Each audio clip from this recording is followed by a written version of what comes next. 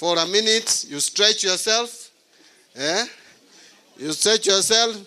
Useme ukabila hakuna. Ukabila hakuna, sisi sote ni wa Kenya. Haya. Now you could sit if you at your own pleasure. Let's be quick. You can see these guys are tired. Asubuhi walikuja hapa before lunch. Hatujawatengenezea lunch, so make sure 1 minute each.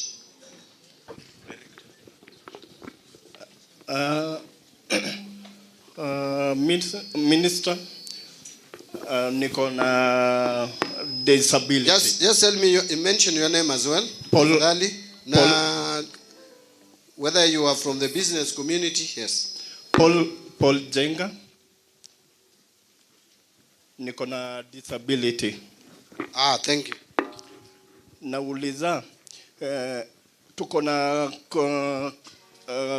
vikundi kama 5 disability na wale wako na severe na wale wako na guardians na parents.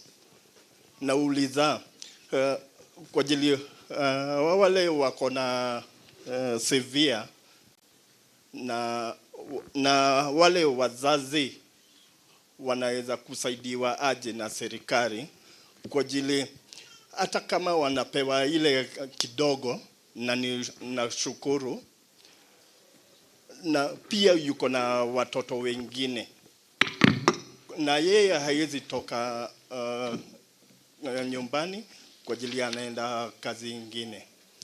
Please, government wanaweza kuwasaidia. Thank you very much. Ntajibu. Yes, Mama. My name CS Mbadi. My name is Lea Mboro, representing Kenyan CCI in the SME sectoral head. I wanted to ask a question on operational expenses. In terms of the budget, over the years, we have seen about 70% or 85% going to the operation budget. And when I talk about operation budget, as an accountant like you are, I know you understand what I mean. We should now looking at development more, so that we get more percentage of the development fund. And that way we'll go to Singapore. The other one is business associations, like KNCCI, KEPSA, and other recognized institutions. In the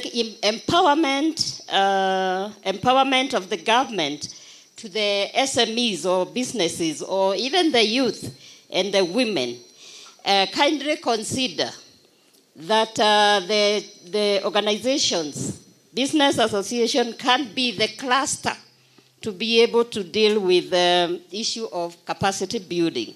Okay. The other one, the final one, is about the political party. I wanted only one question. Let me just finish in seconds. Yes.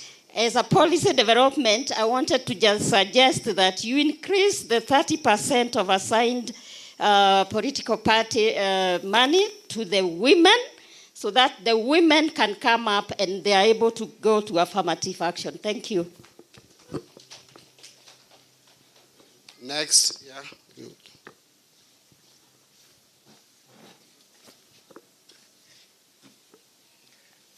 Good evening. I'm Francis Dungo, a person with disability. Mine is just very short, and I would like CS Mbadi to clarify to the persons of the disability. Because we have 2025 Disability Act, and we are still waiting for the regulation so that the act can be implemented to the letter. I would like you to consider the act to be implemented so that the lives of persons with disability can be adjusted adequately. Thank you. Thank you. And then there was a lady there in white.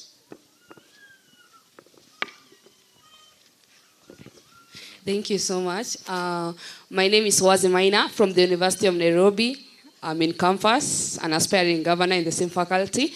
My question goes, because now we are in a student institution, we were requesting, because some of us, we as a student, we not even get access to that Nyota fund that was being given out to the youth in the pursuit of youth empowerment, and most of us can contest to that.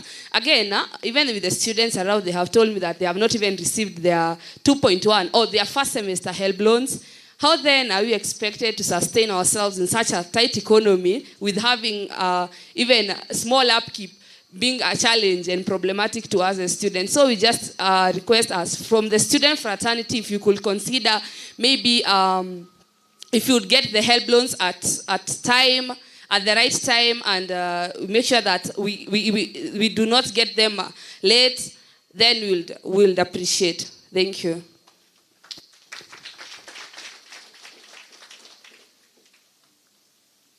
Okay, I think that's... Let's deal with those ones first. So, Paul, you have asked specifically how do we deal with various categories of persons living with disability, more particularly those with severe disability. That's how the support should be stratified in a way that we give more attention to persons living with severe disability. I've taken note of that. By the way, some of these should not be like questions. They should be like suggestions. Because this was an engagement that is informing how we budget. I did not come here with answers. I came here to engage with you. So I listen to you and I hear you. And now that should inform our policy decision. Maybe we need to stratify the support that we give persons living with disabilities, so that those with people supporting them, like guidance, are not given the same support as those who have no one to support them, or some persons with severe disabilities. Now, Leah, I agree with you that for any country to develop, you must put more resources in development, as opposed to recurrent expenditure or operational expenses, as you put it. If you look at our budget, by the way, very little portion of our budget, local revenue or domestic revenue, go into development. Almost the whole of it is consumed on either debt repayment, pension, and recurrent expenditure. O&M. Let me just give you... Last year, we collected about 2.4 billion. 2.4 trillion shillings. Out of that 2.4 trillion, the debt service cost was about 1.1 trillion. So that leaves you with just about 1.3. How much is our salaries? It used to be 900 billion. This year it has crossed to 960, because now our wage bill per month has moved from 75 billion to 80 billion. That's for national government. So if you take out, say 900 billion from 1.3 trillion, you remain with only 400 billion. And transfers to counties is 415. It has taken all that money. So the only development budget that we finance with our domestic taxes or revenue is development in the counties. The national government budget, development expenditure, is borrowed money. That is the reality. But sometimes you ask yourself, yes, and maybe when we consider education as development, now we try now to be clever, to categorize maybe education as development. Although we know very well that yes, education is development, but it's a long-term one. So sometimes you ask yourself, do I stop paying salaries to put money on the road? Do I stop giving money for health programs and put money to do airport, to do development? The answer is no. You will go for capitation, you will go for recurrent. And by the way, security sector is consuming a lot of our budget. And I know people are complaining about security sector, but let me tell you one thing. We are in an environment that is exposed. We are bordering Somalia here. If you get the details of what some of the things that security sector stops or falls, the attempted attack on our land, then you would appreciate why we should spend on security. If something happens at the coast, like attack, AL-SHABAAB attack, we would not have an economy. The entire tourism sector will come down on its knees. If it happens in Nairobi like it happened in Dusit, what happens? So security sector must be also looked into. Both NIS to gather information, defense.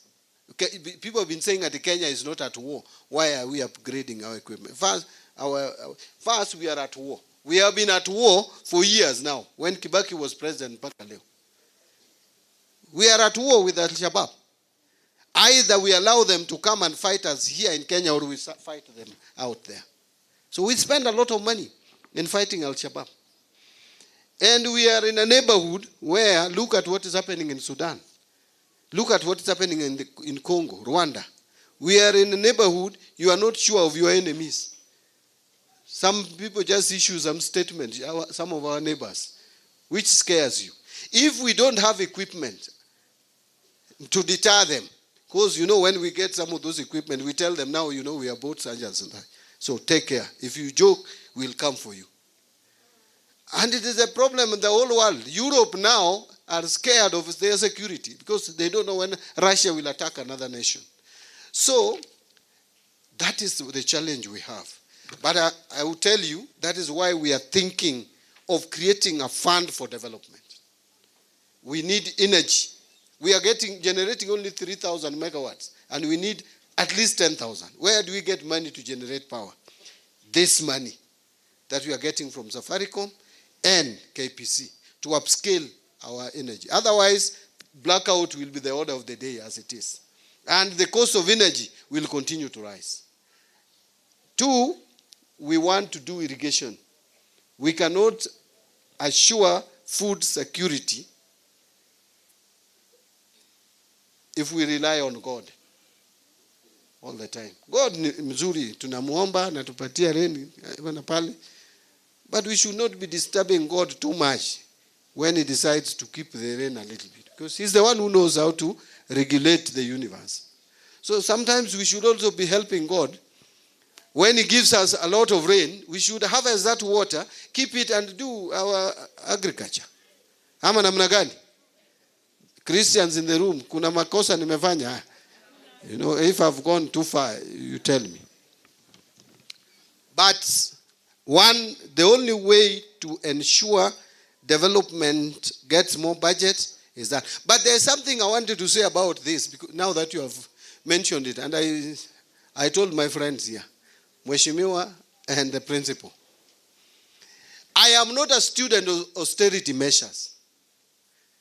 Austerity measures only apply when economy is struggling and is failing. Why do you think America just spends money anyhow?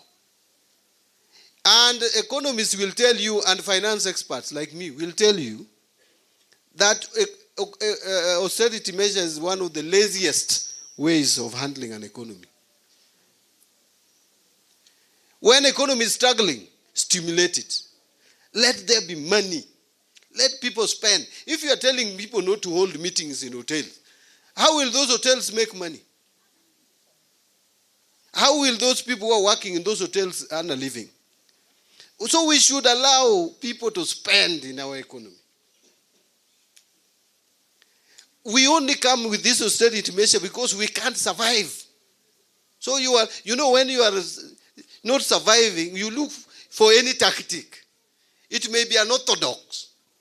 Like if you are walking at night in the darkness and someone just catches your neck, you will throw your leg, you don't even know who you are kicking, and throwing your hands just to survive.